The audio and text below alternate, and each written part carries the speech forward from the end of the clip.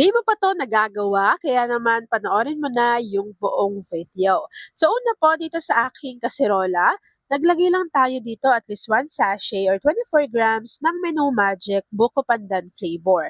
Siguraduhin po na hindi pa nakabukas yung apoy sa ating kalan kasi kakailanganin muna natin yung tunawin sa 4 cups of water.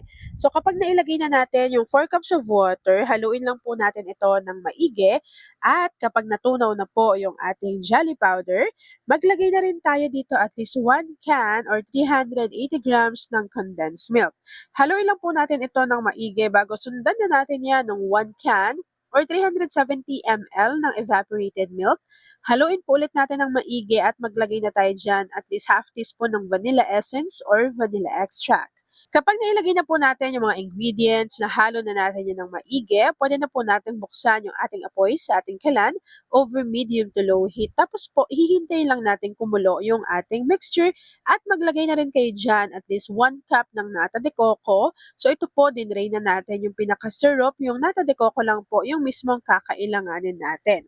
So habang niluluto natin yan at hinihintay po natin na kumulo, yung ating mixture, please don't forget to like and follow yung ating Facebook page, Kusina ni Angel.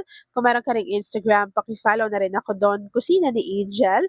At kung gusto mong matuto pa ng iba pang mga recipes o kaya naman gusto mo mag-share ng mga niluluto mo everyday, pwedeng-pwede kang sumali sa ating Facebook group. Andiyan lang po yan sa ating Facebook page. And yes mga kakusina, gusto ko rin palang i-share sa inyo yung ginagamit ko dito sa aking mesa.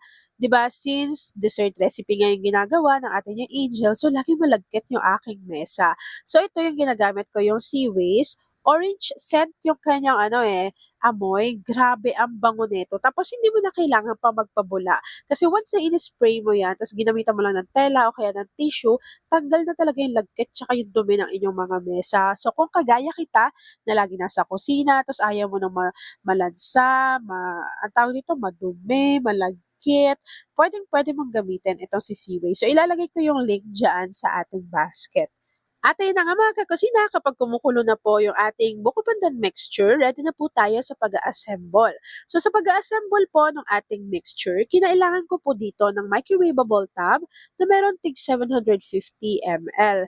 So ang ginawa ko po muna dyan, naglagay lang tayo ng konting mixture. After po nun, naglagay na tayo dyan ng graham crackers, 2 piraso. After adding ng ating graham, naglagay na rin tayo dyan ng mixture, pero dapat po medyo madami na ha. Tapos maglagay ulit tayo ng graham, bagong mixture, graham crackers, konting mixture. Tapos optional na lang yung pinaka-toppings. Pwede kayo dyang maggadgad ng keso. Ako po ang ginawa ko, yung natira na graham crackers, dinurog ko lang, tapos inilagay ko dyan sa ibabaw. So kapag ganyan na po yung itsura ng ating dessert, hintayin lang po natin to mag-set at mag-firm bago pwede na po natin i-enjoy ang ating dessert recipe. At ayun na nga mga kakusina, once na nag-set na or nag-firm na yung ating dessert recipe, pwede na po natin tong i-enjoy. At ayan na nga mga kakusina, tapos na naman po ang ating easy dessert recipe na buko pandan nata graham. Kung nagustuhan mo yung ating video, please like and share this video. At kung hindi ka pa nakakapag-subscribe sa aking YouTube channel na Kusina ni Angel, please click subscribe button, click mo na yung notification bell, click all para lagi kang updated sa bawat na-upload kong mga videos. At kung isa ka din sa dessert lover, pakishare ng ating video at mag-comment ka na rin dyan kung taga saan ka nanonood. Yan lang mga kakasina. Thanks for watching and enjoy this video.